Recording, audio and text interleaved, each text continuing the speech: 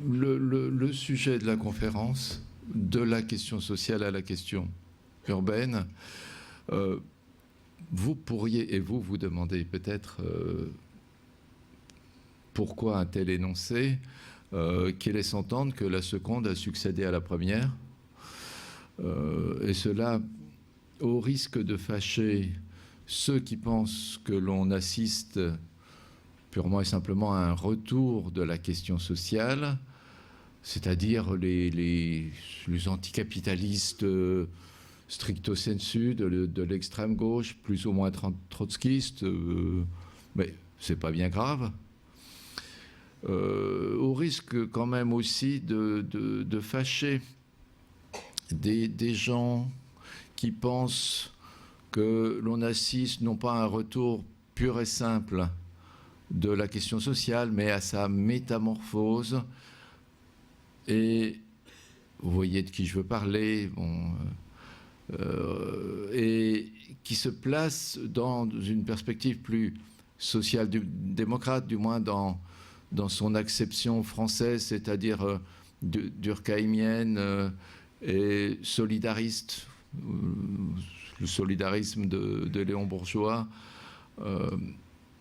Et c'est un peu plus embêtant parce que ça risque de fâcher mon ami Robert Castel.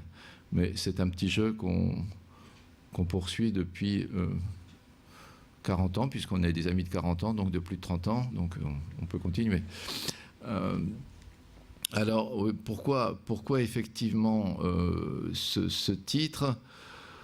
En fait, en étant simple, plus que ce que j'ai écrit, pour dire que si la question sociale du XIXe siècle a trouvé sa résolution par l'engendrement d'une série de politiques sociales qui ont progressivement permis la constitution de l'État-providence, il me semble que le retour actuellement, depuis la fin des années 70, d'une forme d'insécurité civile et sociale, conduit beaucoup plus à une mobilisation politique autour de la forme urbaine, ou au moins autant cela, qu'à la réforme que l'on connaît, la réforme difficultueuse des politiques sociales dont vous entendez beaucoup parler. Mais que ce retour de l'insécurité civile et sociale induit une réflexion et une élaboration politique qui gravitent autour de la forme urbaine. Et c'est cela que je voudrais développer, en prenant un peu de temps, et en vous disant en disant cela de manière un peu méthodique, parce que dit comme cela, évidemment, on ne peut plus vague. Soit dit de manière donc pédagogique, j'essaierai de montrer comment,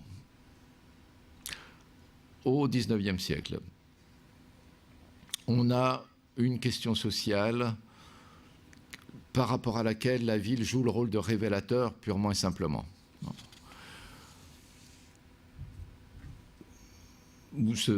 À raison de l'étroitesse de ses murs, en quelque sorte, qui fait que la concentration de pauvres et de riches provoque la montée en régime de ce qu'on a appelé question sociale.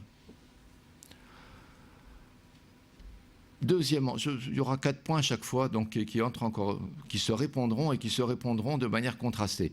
Donc vous voyez, je suis très pédagogue, surtout après les 2 heures de cours dont je sors, c'est inéluctable.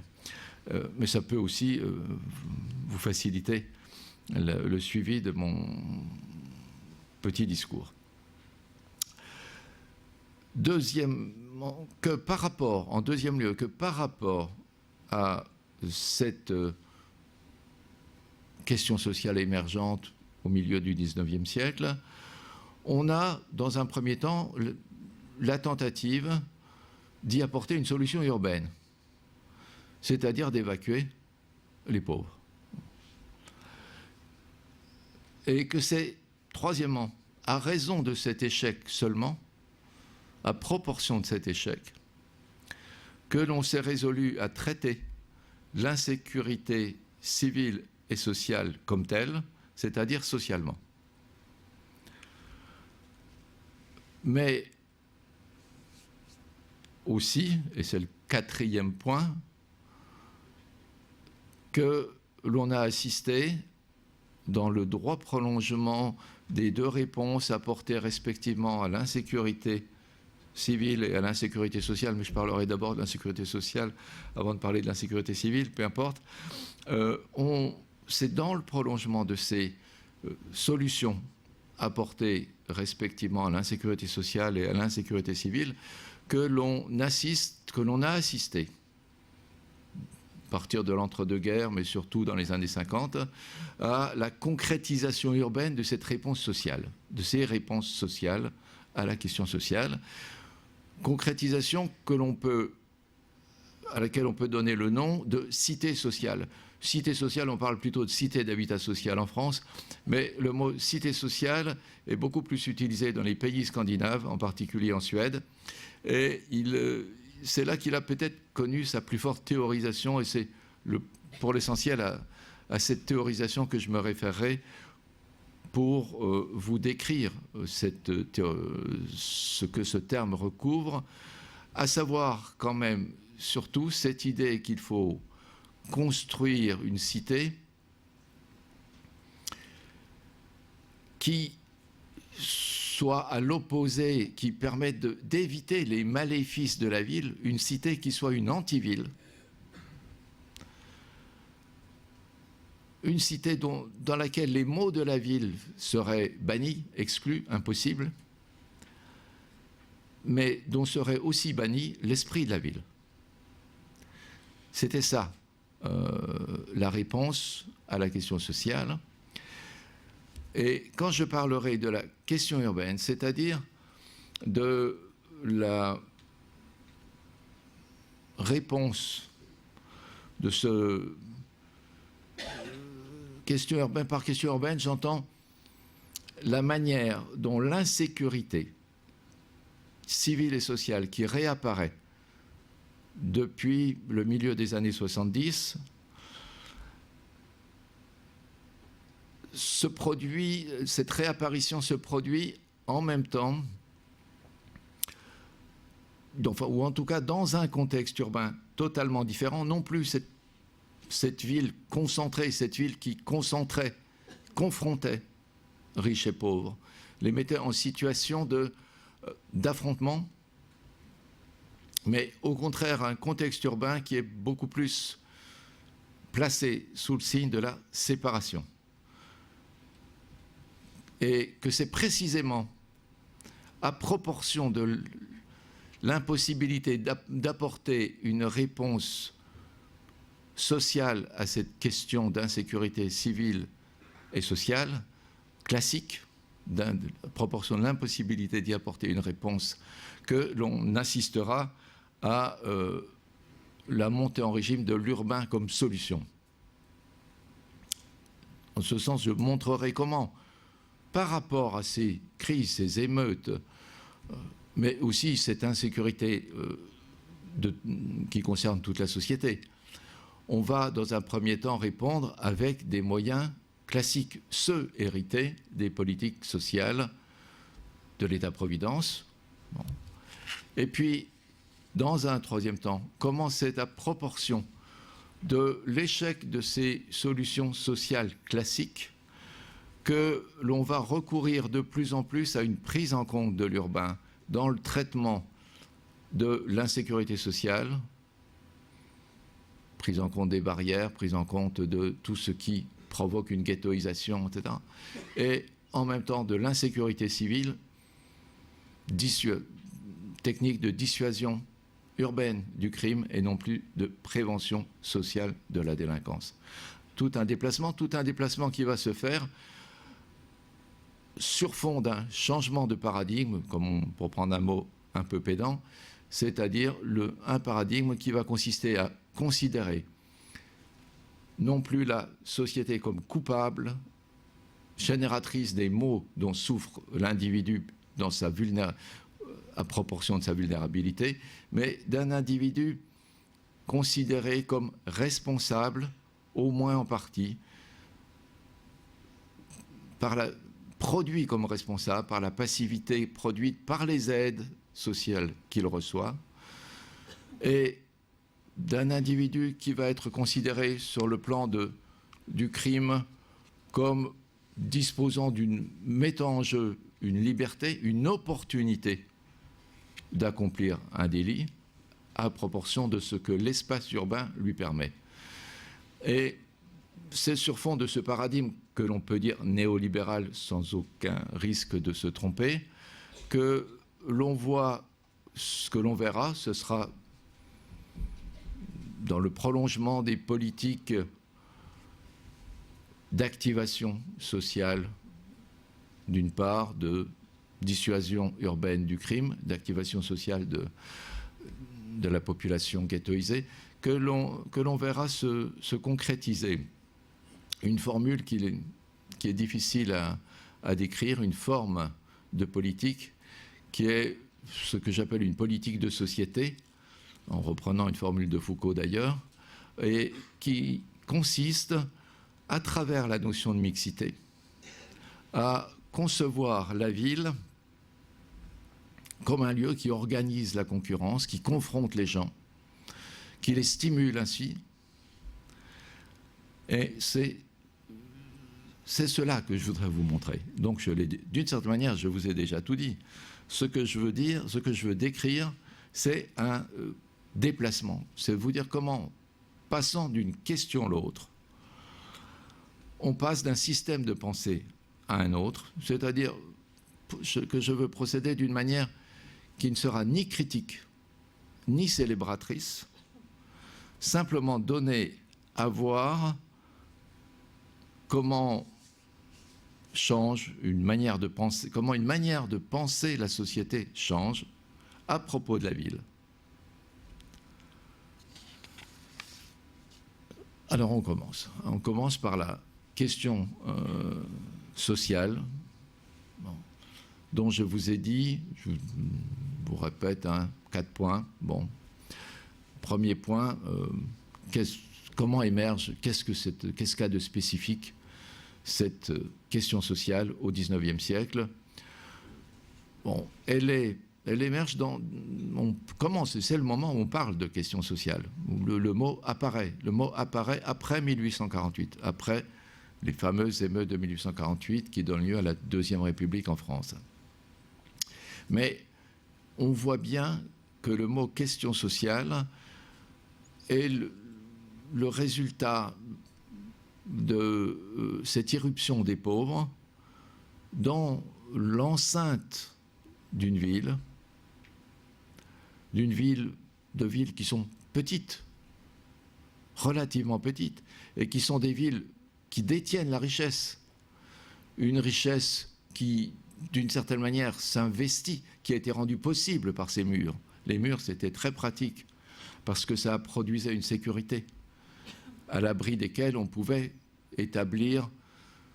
passer des accords, des échanges marchands, sans se soucier excessivement de la vérification, de l'effectuation plutôt des accords passés. Et tout cela à l'abri des murs, grâce aux murs. Bon. Et à l'intérieur de ces murs ou à ces parages, dans ces faubourgs, on voit une population pauvre qui arrive et qui inonde en quelque sorte, qui envahit. Hein, c'est toute la métaphore qui a été extrêmement développée par Louis Chevalier de la barbarie. De la barbarie aux portes de la civilisation. Bon, vous avez tous entendu parler ou lu durant vos années de scolarité des ouvrages ou des romans, des ouvrages d'histoire ou de sociologie, ou des romans qui décrivaient cette situation, cette confrontation et dont on voit bien comment ce monde qui était le monde de la sécurité permettant l'échange et donc l'augmentation de richesse qui était la ville, devient un monde progressivement insécurisé, d'abord insécurisé civilement, parce que l'irruption de ces pauvres va de pair avec une inquiétude pour soi. On rançonne le bourgeois. C'est l'un des moyens de se procurer de quoi vivre quand on n'a aucune autre ressource. Et pour le coup, les murs, les fameux murs de la ville, qui étaient sa garantie, qui dessinaient en quelque sorte les limites nécessaires à sa sécurité, eh bien ce dessin des murs devient un peu celui qu'on observe dans les séries américaines où on a, comme vous le savez, la scène du crime avec les ficelles autour et n'entrez pas sur la scène du crime, bon, proférée par le flic envers le Pékin ordinaire. Donc la ville, les murs de la ville ne sont plus ce qui protège du crime, mais ce qui désigne en quelque sorte le lieu où le crime a lieu.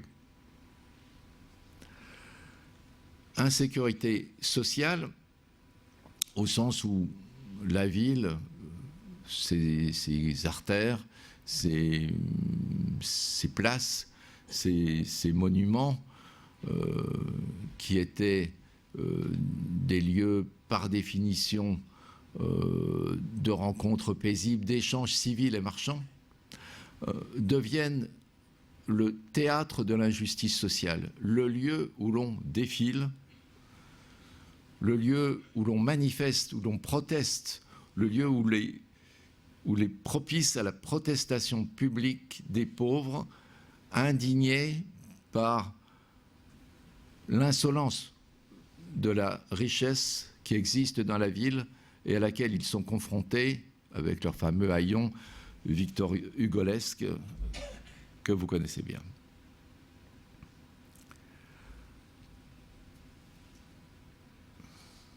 Alors, ça, c'est la question sociale dans son caractère élémentaire, le rapport qu'elle entretient avec la ville. Qu'est-ce qu'ont fait les politiques au XIXe siècle par rapport à cette question sociale? Dans un premier temps, ils ont fait comme tout le monde aurait fait. Ils se sont dit, puisque le problème vient des pauvres qui envahissent la ville, une seule solution, les évacuer. Et pour les évacuer, ils ont eu diverses solutions, diverses tentations. L'une de celles-ci a consisté à les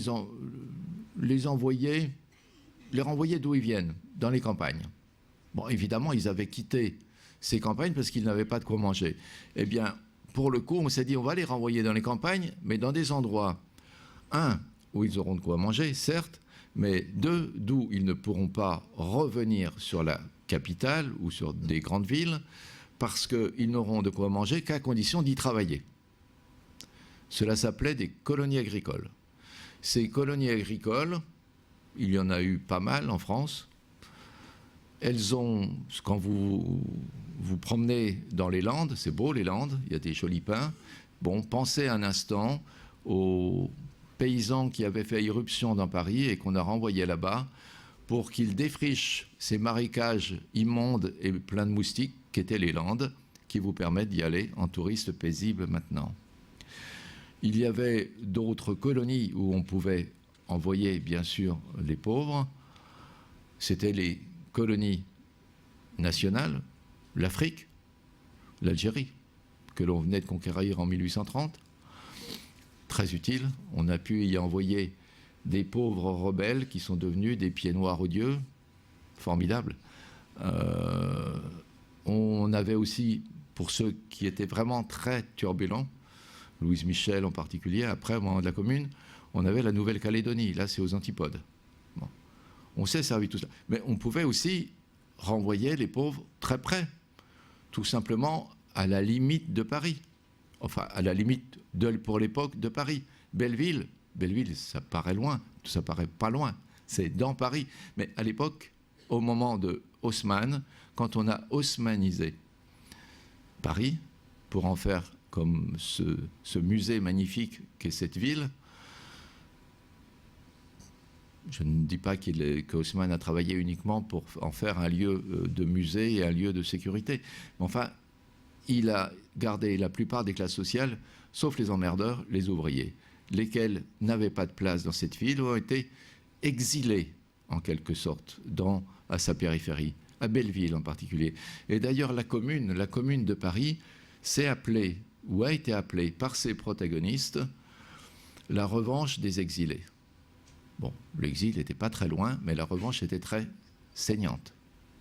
Et la sanction de la revanche l'a été encore plus. Alors, ça n'a pas marché. Cette tentative, vous voyez, de régler la question sociale par une solution urbaine, l'évacuation ou le traitement de l'urbain, au sens haussmannien du terme, n'ayant pas marché, vous savez, après la Commune de Paris, la Troisième République tremblait un peu sur ses guiboles et ne s'est pas aventurée très loin, très longtemps, sans se dire qu'il fallait prendre au sérieux les problèmes sociaux posés par cette présence des pauvres, cette confrontation des pauvres et avec les riches, et que, mon Dieu, il fallait trouver une solution à cette situation que la ville provoquait, mais par rapport à laquelle elle n'offrait pas une solution durable.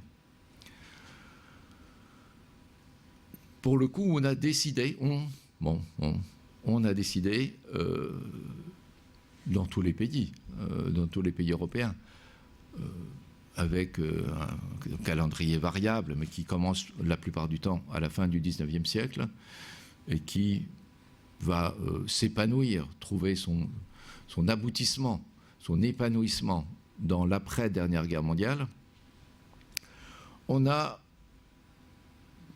décidé de s'attaquer à ce qui paraissait à l'époque le problème principal, à savoir l'inégalité dans l'échange. Le fait que l'échange marchand, l'échange dans le contrat de travail, qui est un échange marchand, bien sûr, se passe entre un riche et un pauvre. Et qu'à l'occasion de cette relation égalitaire, en principe, puisqu'un contrat, c'est entre deux personnes égales, on ait une relation inégale en réalité, le plus riche, le plus puissant, qui impose ses conditions aux plus pauvres. Et donc, on s'est dit, bon, il faut que l'État intervienne pour corriger cet échange marchand. Si l'on veut, et cela valait bien sûr d'abord et surtout pour le contrat de travail, mais afin de traiter l'insécurité sociale. Mais cela vaudra aussi pour l'insécurité civile, j'y viendrai. Compenser l'inégalité de l'échange, l'inégalité du contrat de travail qui lie l'employeur et l'employé, ce fut le rôle de la protection sociale. Je ne vais pas vous faire un récit sur ce sujet. Vous connaissez tous la genèse de l'État-providence à travers particulièrement le recours à la technique assurantielle et l'obligation législative imposée aux employeurs comme aux employés, mais surtout aux employeurs, de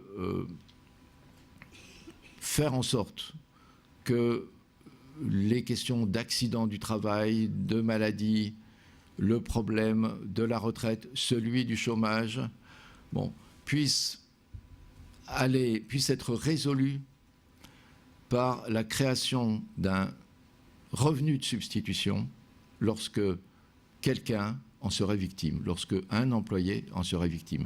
Cela avait pour objectif de faire en sorte que celui qui souffre, qui était dans cette relation de domination masquée par le contrat léonin. Le contrat léonin, c'est l'image marxiste préférée, le lion, toujours le lion qui bouffe l'autre. Bon, le contrat léonin, que le contrat soit moins léonin. Bon. Et surtout que la relation de travail rende moins l'employé tributaire de la bonne volonté paternaliste de l'employeur ou victime de son cynisme lorsque le paternaliste offrait, bien sûr, un logement, etc. Bon. Mais en même temps, mettait sous sa protection contraignante l'ouvrier. Et dans la version cynique, c'est « il n'avait qu'à l'employé épargner ». Il y a des caisses d'épargne qui avaient été faites pour cela. Ça, c'est pour le contrat de travail. On sait tous comment ça s'est fait, comment ça s'est développé. Ce n'était pas grand-chose à la fin du XIXe siècle. Ça a pris une vaste tournure. D'abord vers 1930 en France, mais dans tous les pays, on a le même. Bon. Et même quand il y a une version universaliste, comme dans les pays scandinaves, c'est-à-dire quand c'est au titre de l'impôt, que le salaire, le revenu de substitution est accordé à l'employé lorsqu'il vient à souffrir de cet aléa qu'est le manque d'emploi ou l'incapacité de travailler pour des raisons d'invalidité physique ou économique. On appelait comme ça le chômage invalidité économique. C'était bon. Même quand dans les pays où va dominer la formule universaliste, c'est-à-dire le recours à l'impôt pour fournir ce revenu de substitution, on a généralement commencé par la technique assurantielle, y compris au Danemark, lieu de tous les cultes français, jusqu'au ridicule quand on y a fait un tour. S'agissant de l'insécurité civile, la délinquance, le même raisonnement a été utilisé en quelque sorte, c'est-à-dire l'idée qu'il fallait compenser l'inégalité du contrat entre ceux qui subissent la loi pénale et ceux qui la décident. Parce qu'il y a ceux qui l'appliquent. Parce qu'il y avait,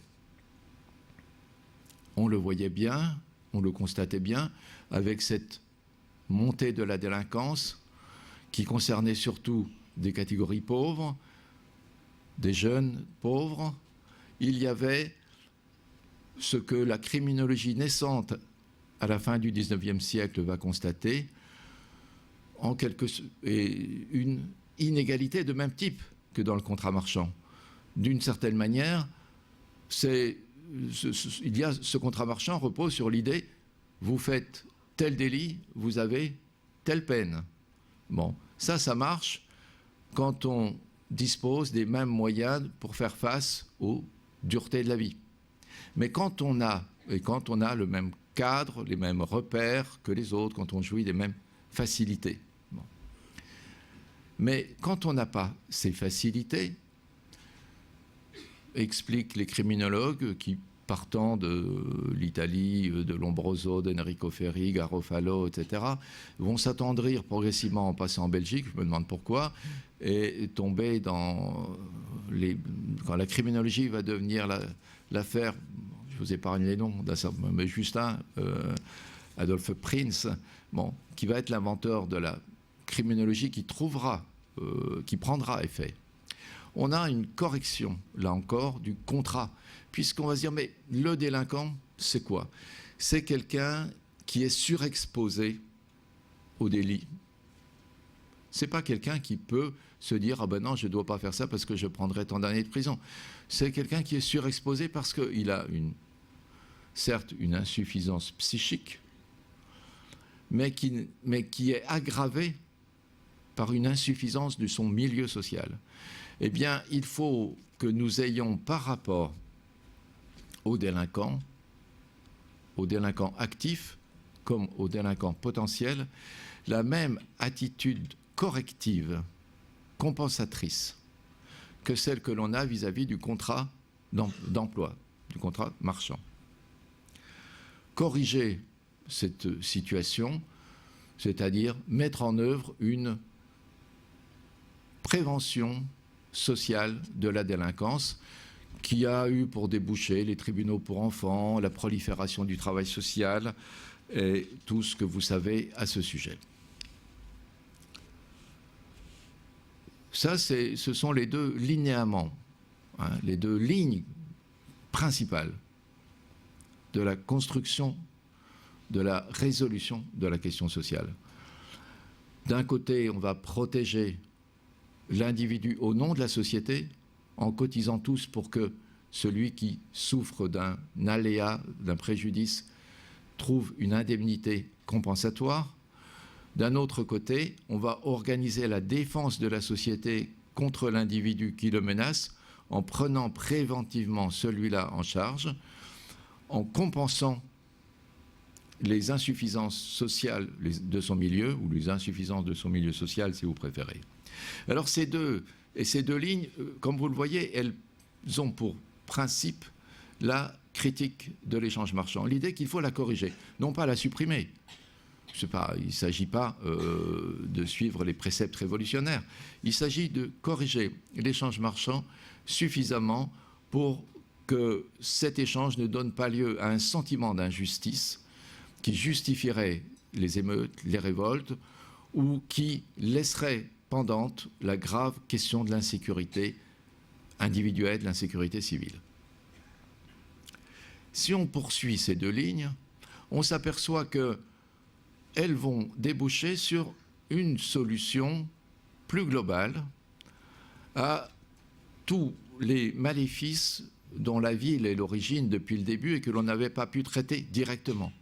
Cette impossibilité de résoudre de manière urbanistique la question sociale, on va y porter finalement remède en trouvant, in fine, grâce à ces réponses sociales à la question sociale, une solution urbaine qui soit dans le prolongement de ces politiques sociales, de ces corrections de l'échange marchand. C'est en ce sens-là que je dis cela pour vous donner à lire l'habitat social, les cités d'habitat social, comme le fruit de ces deux réponses à l'insécurité sociale et à l'insécurité civile. D'abord parce que le logement social qui apparaît vraiment dans l'entre-deux-guerres, en Angleterre, puis en France, dans les pays scandinaves,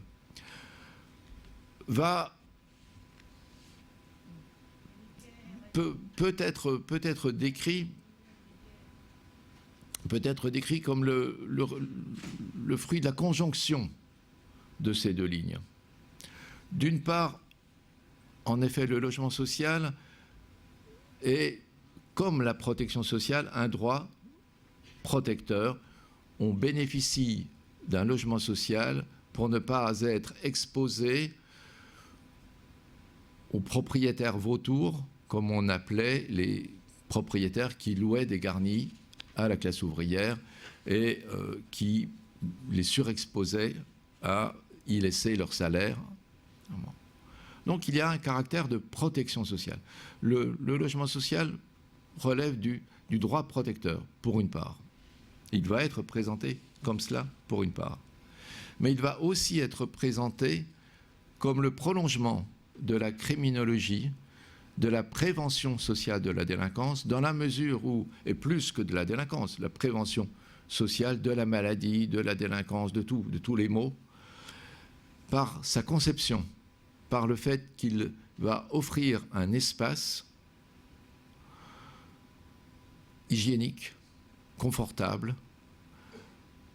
permettant une vie familiale épanouie, donc un retour du mari dans le foyer, pour peu que la femme suive les cours de cuisine qui le rendraient le foyer attractif, et on donnait les cours de cuisine, on les a beaucoup développés à l'époque, et que l'on disqualifie le dehors, que l'on en finisse avec la rue.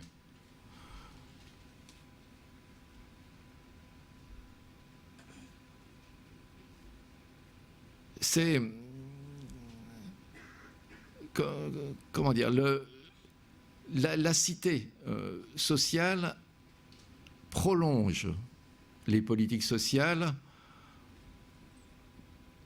pas simplement, elle produit aussi une forme urbaine à l'opposé de la ville, une antiville et une antiville déclarée. Le repoussoir des créateurs de l'habitat social, c'est la ville. La ville, pour ses maléfices, ses promiscuités, sa rue, ses bistrots. Non seulement pour ces petits détails, le mauvais exemple que les enfants vont trouver dans la rue, mais c'est un phénomène beaucoup plus vaste. On peut dire qu'il y a une sorte d'inversion déjà visuelle entre la cité d'habitat social et la ville, au sens où, si vous considérez la ville, bon, la ville, qu'est-ce qui rend la ville remarquable? Ce sont ses monuments. Le logement s'insère entre les monuments, en quelque sorte. Il est secondaire. Dans la cité d'habitat social, c'est le logement qui est monumental. La tour, les bars. Et les services somptueux de la ville, églises, mairies, etc., tout ce qui incarne la puissance publique, tout cela va être au contraire réduit en dessous. On s'en plaint assez maintenant.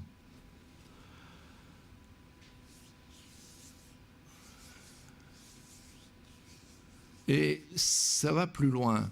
C'est qu'au sens où la cité sociale est conçue, et là je me réfère pas mal aux ouvrages de Gunnar Myrdal, économiste, qui par ailleurs s'est mêlé de tout, comme c'est le cas avec les bons économistes, mais c'est pareil avec notre cité radieuse.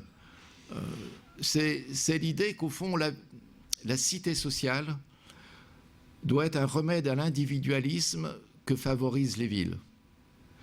La cité sociale doit fournir des repères, doit fournir une vie collective, doit fournir une famille à échelle de cet individualisme moderne et en l'encadrant. Elle doit, d'une certaine manière, apporter une communauté. La cité sociale, c'est la communauté contre la société urbaine. Ça, c'est pour le monde que nous venons de quitter. Si on passe à la question urbaine, je ne vais pas vous dire comment ce monde se défait quand même. On peut reprendre les 4 points que j'ai traités successivement à propos de la question sociale. D'abord de définition de cette question urbaine. Pourquoi l'appeler question urbaine? Je l'ai déjà dit. Bon, il y a question, d'abord, disons-le tout court, il y a question par le fait que l'on assiste à une remontée de l'insécurité sociale et civile. Bon, là, pas besoin de vous faire un dessin sur cette insécurité qui apparaît à la fin des années 70, s'agissant de la vulnérabilité de l'emploi, du salaire, et qui remonte plus loin, s'agissant de la criminalité, puisqu'elle a commencé en pleine époque des 30 Glorieuses. On s'est mis à voler dans les supermarchés, mais là on peut dire qu'ils l'avaient bien cherché, et en surexposant les biens à la tentation des jeunes voraces. Mais ce qui est important, c'est que cette prédation, cette attitude prédatrice, c'est progressivement, à partir des années 80-90, est devenue de plus en plus violente. Et que l'insécurité n'est plus devenue simplement une insécurité de se faire voler, mais de se faire agresser.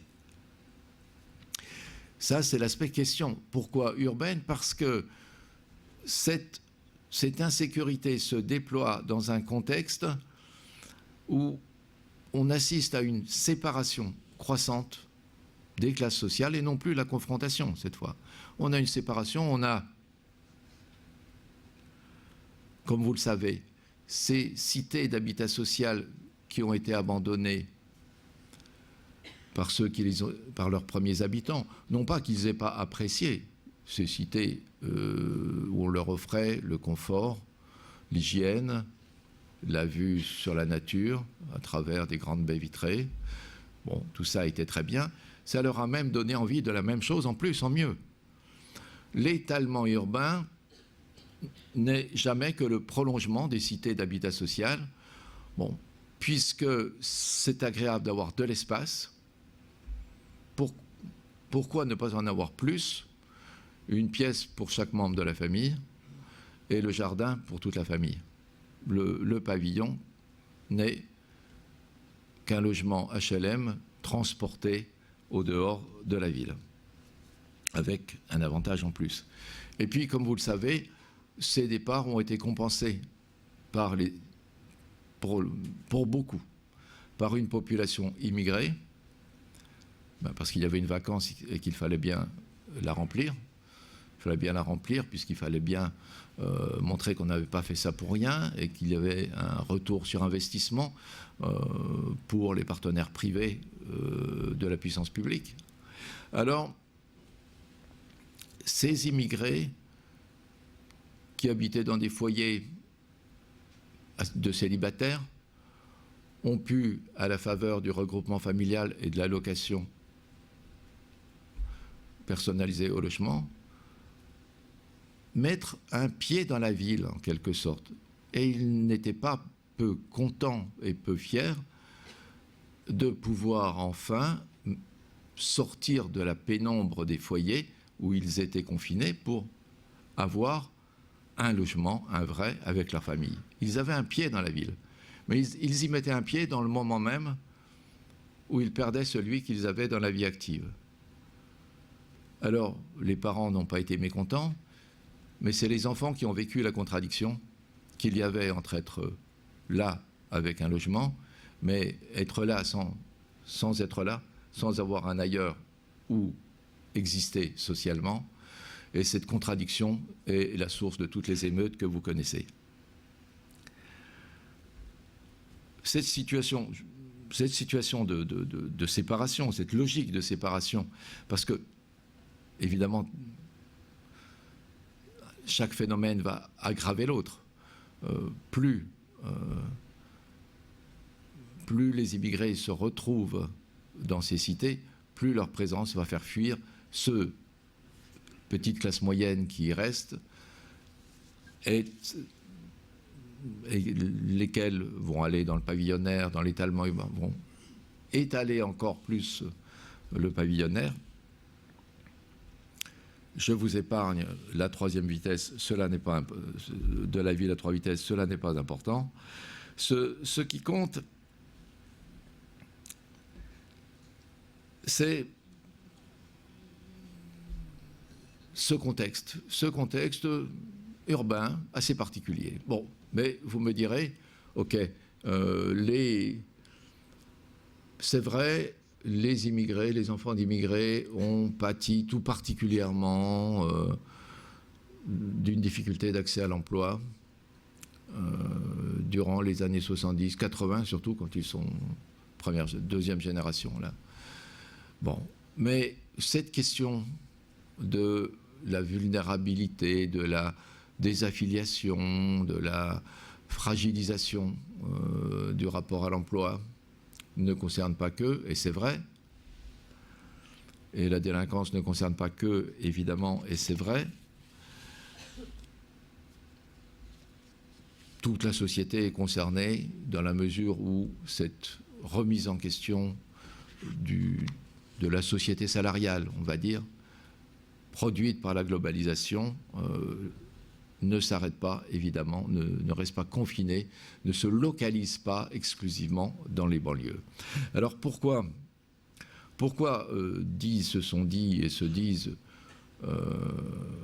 les politiques intelligents et les sociologues politiquement corrects, pourquoi considérer qu'il y va d'une question urbaine ou qu'on peut apporter un traitement urbain à une question comme cela, alors qu'il s'agit d'une question sociale, même si les formes en sont différentes.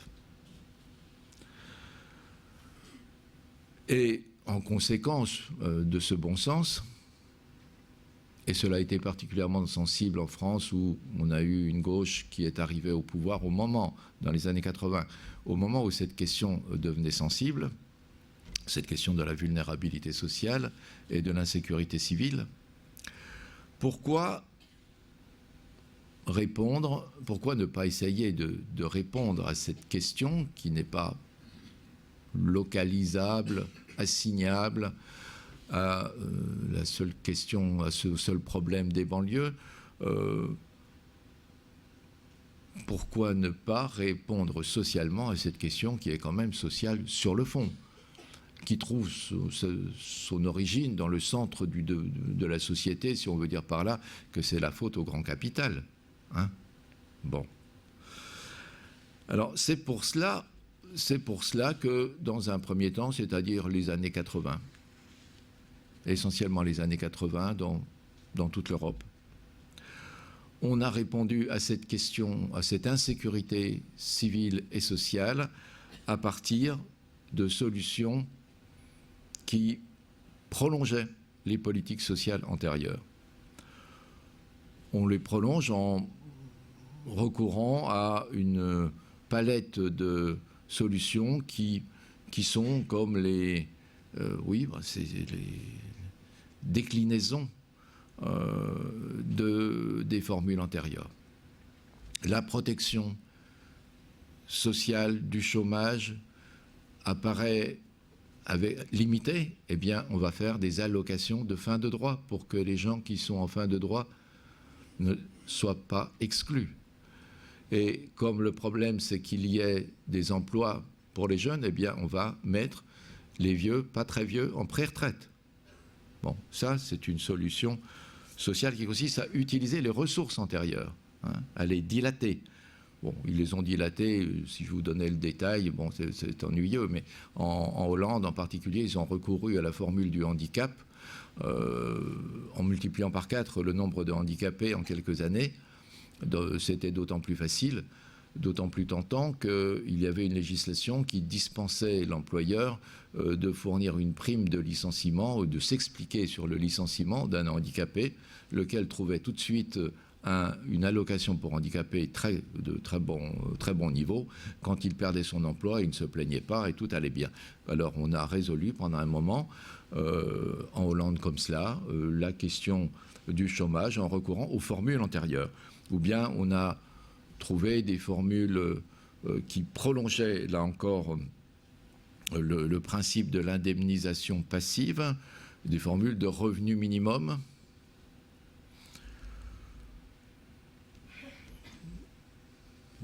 Le Minimex en Belgique, si vous voulez, ou le RMI en France, dans la mesure où, dans le RMI, il n'y a pas de contrepartie légale, exigible de la part du bénéficiaire. En 1988, l'Assemblée s'y est opposée. Donc c'est un revenu minimum automatique, pour l'essentiel. Si on prend... Ça, c'est pour l'insécurité sociale. On réagit comme cela, on prolonge, on dilate, on décline les formules antérieures. S'agissant de l'insécurité civile, on fait pareil. On fait pareil. Bien sûr, la prévention sociale de la délinquance telle qu'elle était confiée à des éducateurs de prévention dits spécialisés ne donne pas grand-chose. D'ailleurs, on ne les voyait plus.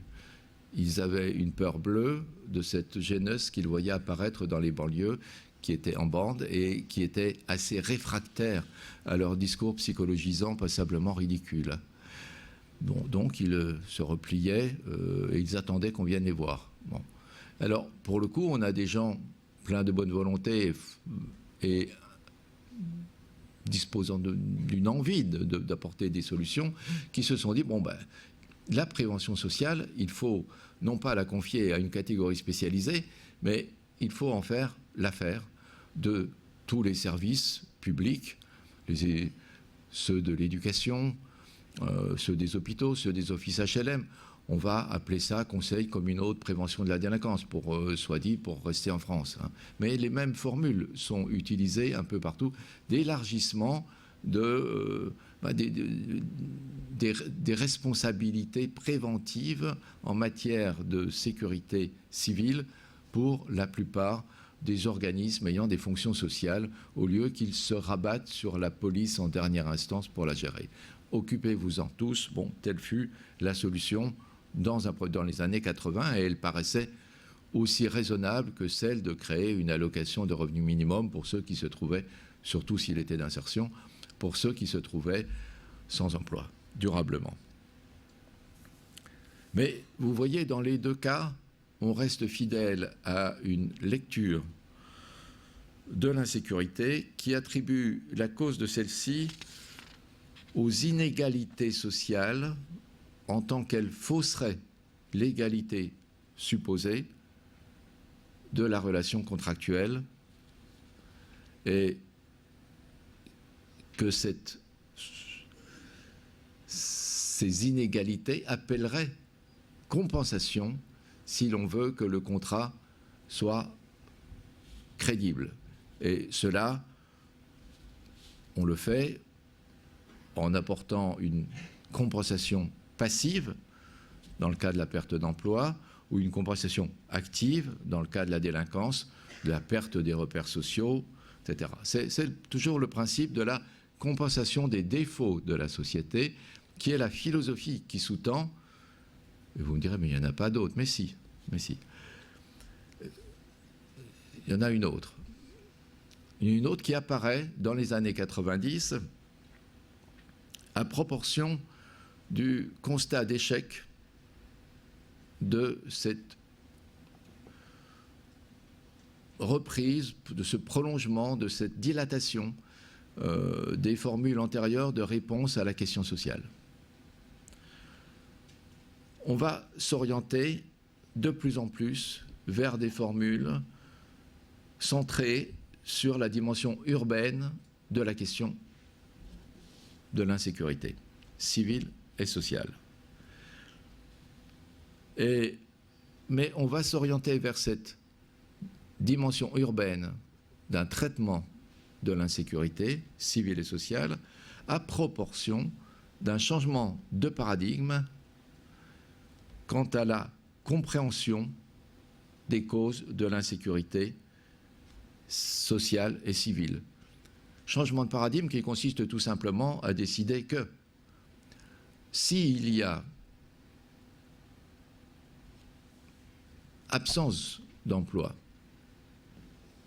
la faute en est peut-être aussi, et d'abord, à la passivité de l'individu telle que celle-ci est induite par le caractère passif de l'allocation qui lui est attribuée. Laquelle allocation passive engendre chez lui le sentiment qu'il n'a pas besoin de chercher vraiment un emploi, qu'il peut se contenter, pour prendre un mot de l'époque américain,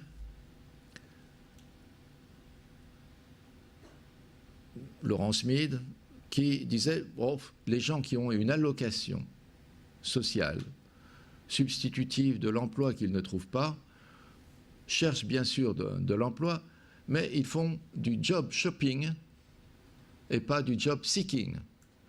Ça veut dire qu'ils se promènent pour voir s'il n'y aurait pas quelque chose qui les intéresserait, mais ils ne se décident pas vraiment, puisqu'ils ne trouvent jamais vraiment quelque chose à la mesure qui leur convienne, au lieu de s'aligner sur ce qu'ils peuvent trouver.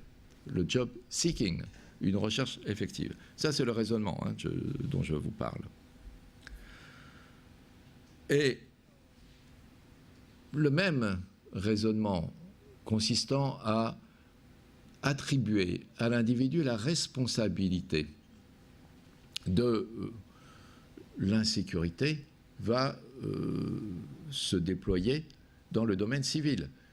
C'est l'ensemble de ces discours qui apparaissent dans les années 90, qui viennent bien sûr des États-Unis, pour beaucoup, qui transitent par l'Angleterre, et qui font de la délinquance une affaire non pas d'insuffisance sociale, mais d'opportunité individuelle.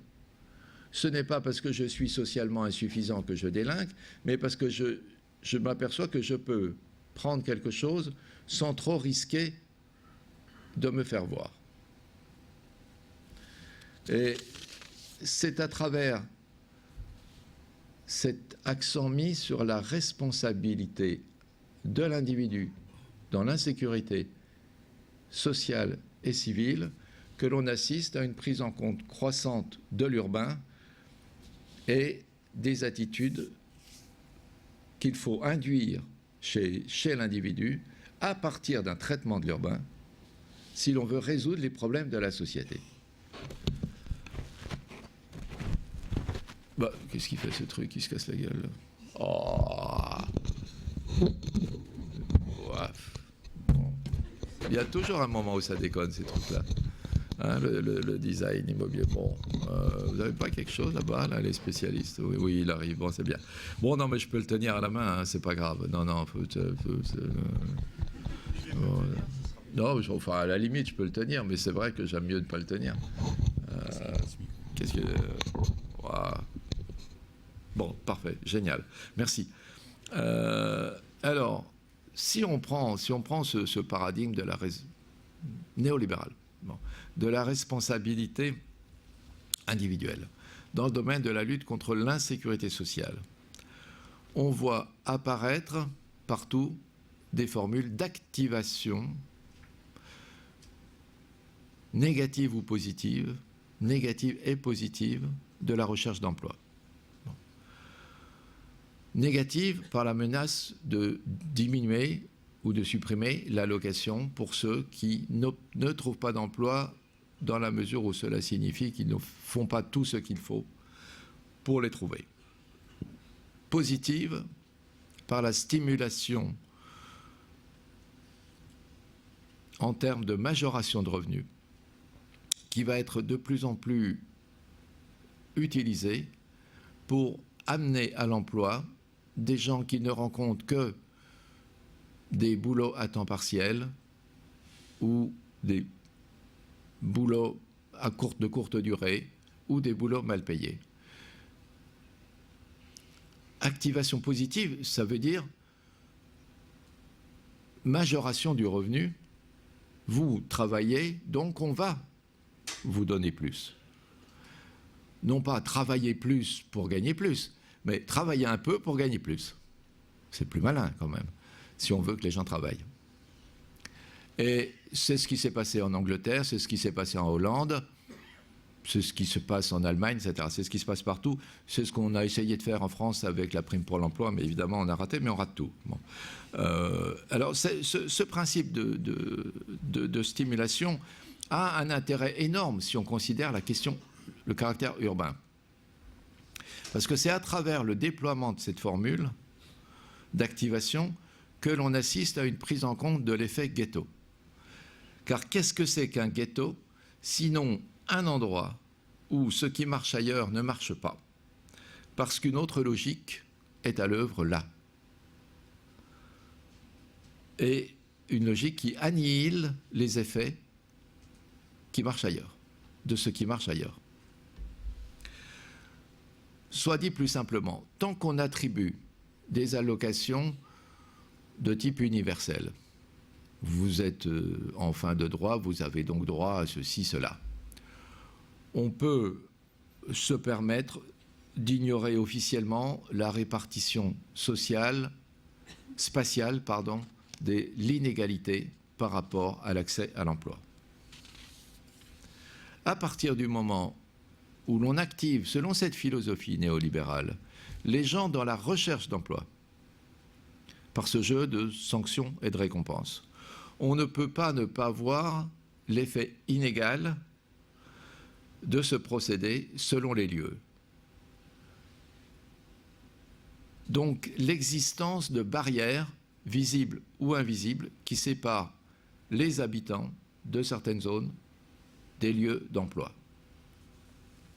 Et voyant ces barrières et leurs effets, on est amené à agir sur l'urbain, sur tout ce qui peut remettre les individus en mouvement pour qu'ils puissent franchir ces barrières, ou espérer d'abord y parvenir, c'est-à-dire lutter déjà contre le ghetto qui s'est installé dans leur tête. Faire en sorte de rétablir le quartier dans la ville, et pour cela, agir sur les liens physiques entre ce quartier et la ville, afin que se développent les liens sociaux, les liens faibles, comme on dit, c'est-à-dire les liens au-delà de la communauté immédiate des habitants d'un quartier. Les liens faibles étant les liens intéressants, ceux par lesquels transitent des emplois. On ne trouve pas d'emploi avec des gens qui n'ont pas d'emploi. On en trouve quand on connaît des gens au dehors, quand il y a des liens avec le dehors. Ça, c'est pour dire, l'urbain, il entre comme ça, on le prend en compte dans la gestion de l'insécurité sociale à partir du moment où on change de paradigme, à partir du moment où on sort du paradigme de l'universalité, de la faute à la société, etc. Soit dit généralement, et vu de loin, c'est-à-dire de l'État. S'agissant de l'insécurité civile, on voit comment la dissuasion urbaine du crime va se substituer progressivement à la prévention sociale de la délinquance.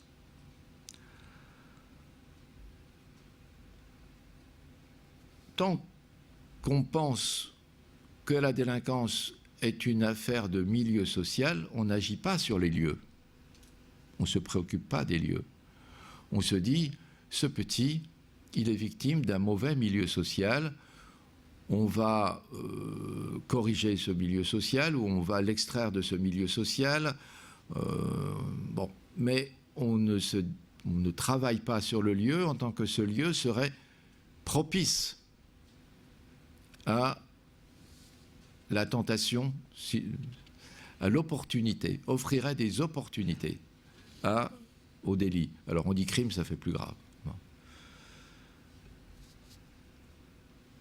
Une lecture en termes d'opportunité de la délinquance, c'est tout cela que l'on trouve derrière un long mouvement, puisqu'il a commencé dans les années 70 aux États-Unis et que, comme toujours, il arrive en retard, avec beaucoup de retard en Europe continentale, en transitant souvent par la Grande-Bretagne, bien sûr.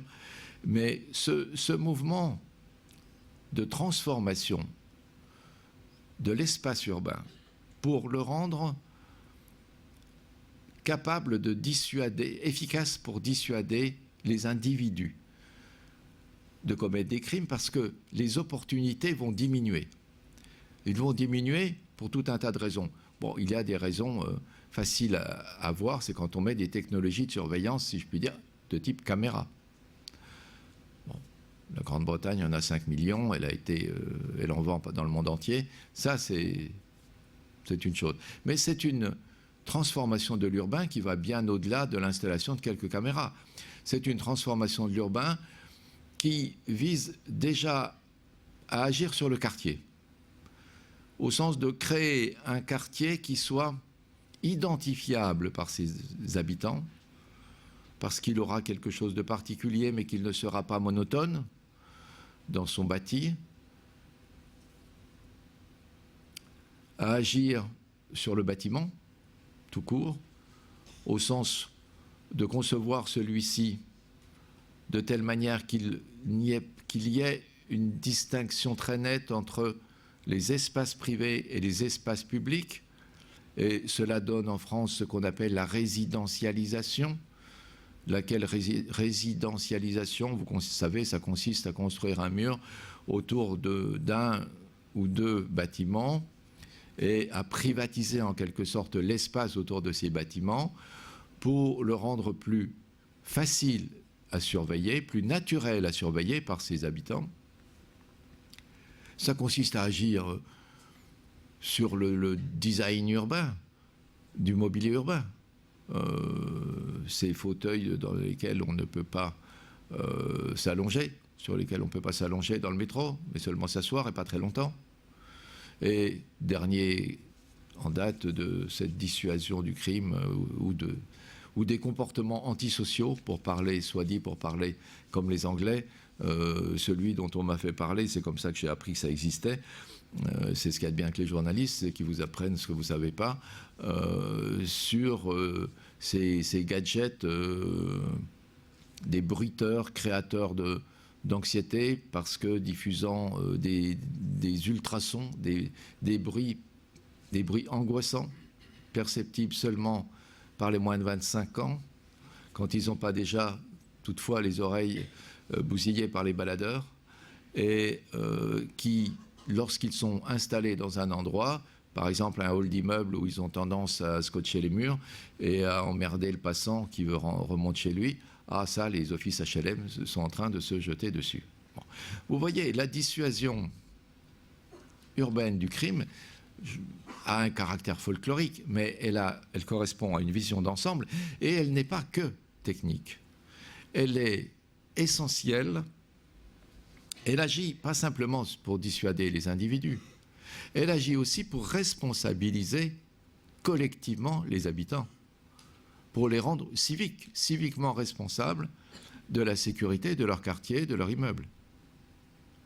Et il ne faut pas essayer de ricaner facilement sur cette formule en se disant « Waouh, quelle horreur, cela revient à transformer l'habitat en forteresse assiégée ». Non, surtout pas.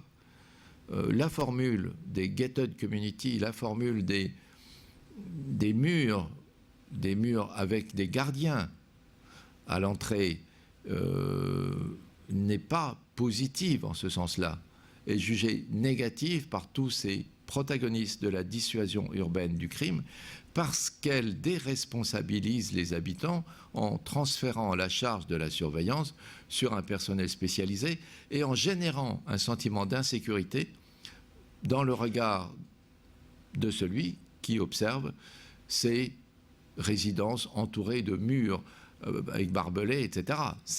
Là, c'est pas du tout la même chose, hein. Je dis cela pour que vous perceviez bien la dimension citoyenne, en quelque sorte, hein, de citoyenneté urbaine qu'il y a derrière cette dissuasion urbaine du crime. Enfin, ça c'est le quatrième point, mais c'est le plus important, la réponse à la question, la réponse urbaine, hein, de plus en plus urbaine, qui se déploie à cette question de cette insécurité civile et urbaine, elle a aussi son débouché. Un peu comme la réponse sociale à la question sociale avait eu son débouché avec la cité sociale, on a un débouché à cette question urbaine qui se situe sensiblement à l'opposé de la cité sociale, parce que si la cité sociale avait comme horizon, si l'on peut dire, l'antiville, le retour à une communauté ou à un esprit de communauté, à la fuite de la ville et de ses maléfices, pardon, j'ai beaucoup parlé aujourd'hui, on peut dire que le modèle qui se profile actuellement est le modèle de la société urbaine. Vous allez me dire, ce n'est pas un concept. Non, je ne suis pas très content du concept, mais je trouverais mieux. Le modèle de la société urbaine, c'est celui qui se profile à travers la valorisation de la mixité de l'habitat, comme lieu de mise en compétition des gens et d'intégration par la compétition, par la concurrence. Il faut que j'explique cela pour que vous voyez clairement ce que je veux dire. Tout d'abord, il faut comprendre que la mixité a pour effet de relier, cette fois encore, les deux lignes précédentes de résolution de l'insécurité. Elle relie l'activation des dépenses sociales et des individus, et d'autre part, la dissuasion urbaine de la délinquance, exactement comme le logement social reliait la protection du salarié et la prévention sociale du délinquant.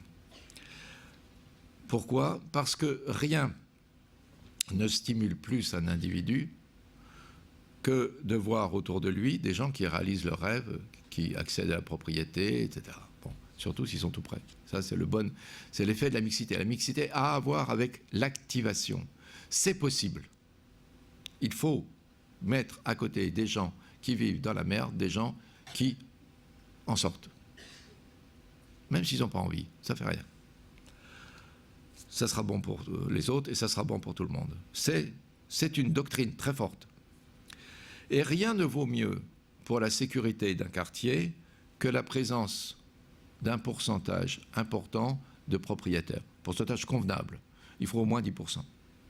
À partir de 10% de propriétaires, vous avez assez de gens qui ont intérêt à ce que le quartier tourne bien, à ce que la sécurité y soit assez bonne, et qui vont mobiliser les autres en leur disant « Écoutez, ce quartier est le nôtre, occupons-nous-en, veillons sur la sécurité de ce quartier, parce que l'investissement qu'ils ont fait en achetant une propriété, il vaudra ce que sera la sécurité dans ce quartier 10 ou 20 ans après. »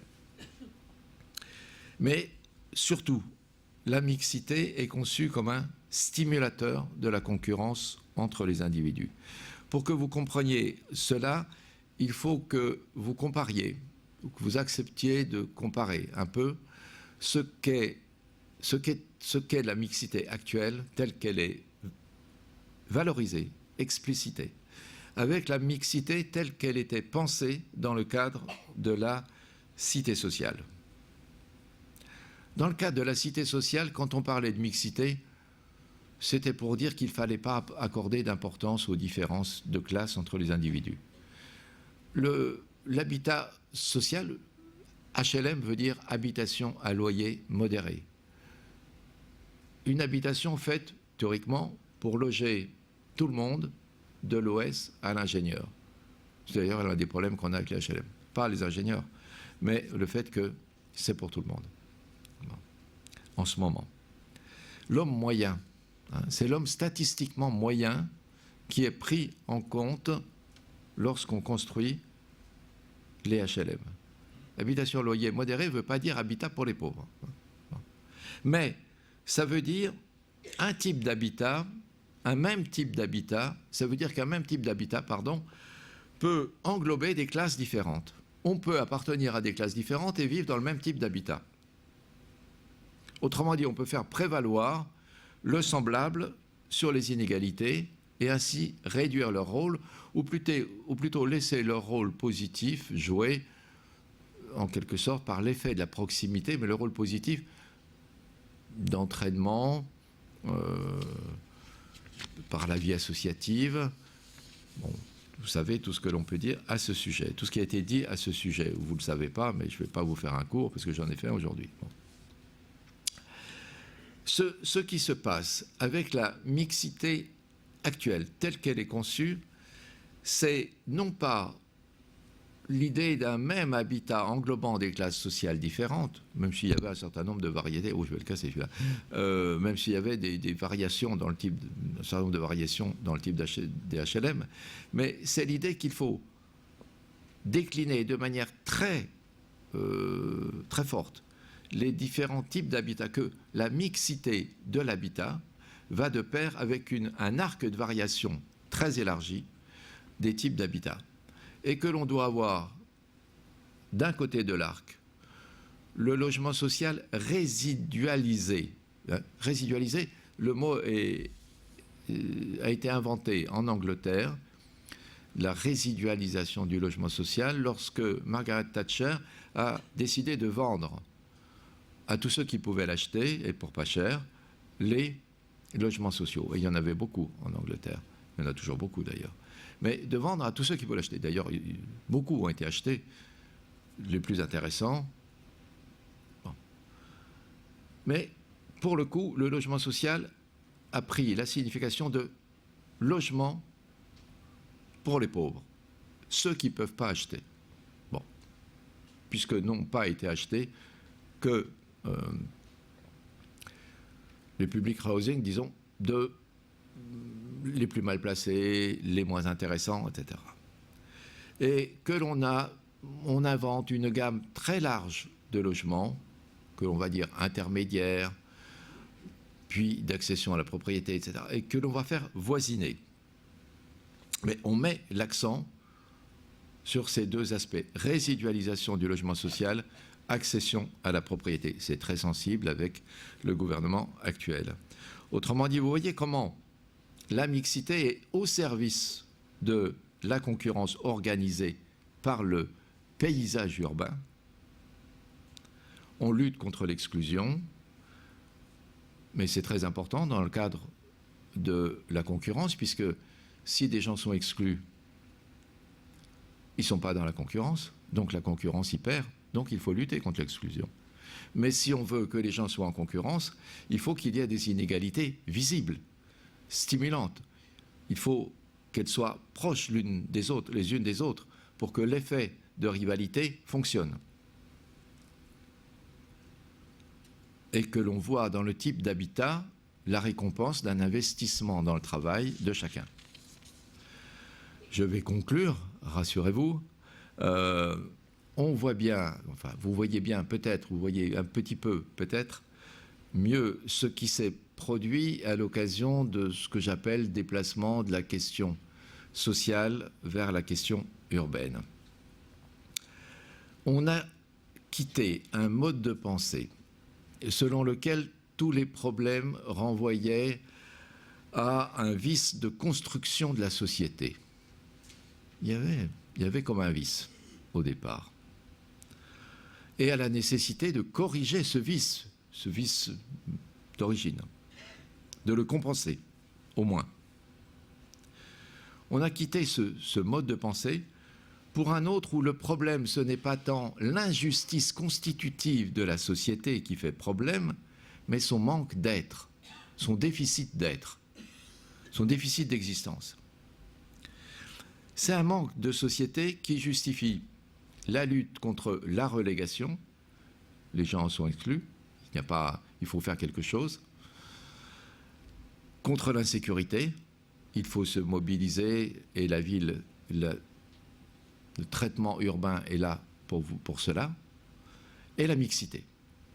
Autrement dit, les trois mamelles, bon, je ne sais pas combien il y a de tétons dans une mamelle, mais disons les trois mamelles, de la politique, je ne dis pas de la ville, mais de la politique de société, dans laquelle on est engagé, mais pas que nous.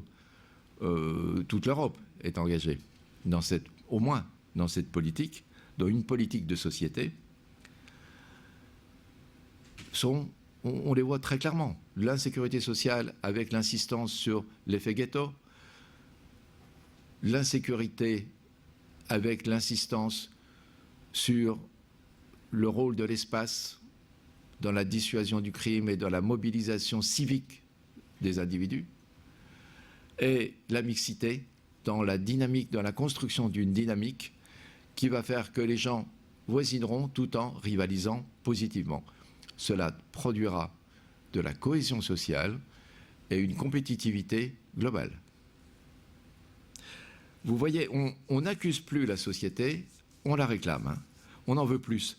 Il faut faire être la société, et pour cela, on dispose d'un outil, l'urbain. Vous avez bien fait de venir à cette conférence. Non, mais ce que je veux dire, c'est que là, vous voyez à quel point les choses se déplacent en très peu de temps. La cité sociale avait été conçue contre la ville, contre ses maléfices, et au prix d'une annihilation de l'esprit de la ville, si toutefois il y en a un, mais je crois qu'il y en a un, comme mon ami Olivier Mongin. Et maintenant, on en est à construire une politique de société par la ville, par l'urbain. C'est l'urbain qui devient le moyen de construire la société. C'est à travers l'urbain que l'on pense élaborer une politique de société. Et c'est pour cela que l'on voit se déployer une rhétorique, je dis rhétorique sans caractère péjoratif, comme celle qui tourne autour de l'expression de cohésion sociale. Ce mot de cohésion sociale, il surgit en 1995, à Copenhague. Pour la première fois, dans les débats, bien sûr, c'est Durkheim qui l'a inventé, ouais, tout le monde s'en foutait, mais depuis 1995, c'est un mot clé, cohésion sociale. Cohérer, ça veut dire faire tenir ensemble. Il faut faire tenir ensemble. Comment on les fait tenir? Par la ville. Voilà, on s'arrête là. Ah, enfin, moi, à vous de causer un peu si vous voulez, mais il est déjà 8 heures et on peut peut-être aller manger, non? Ben non, puisque c'est 1h30. On va prendre quelques questions surtout.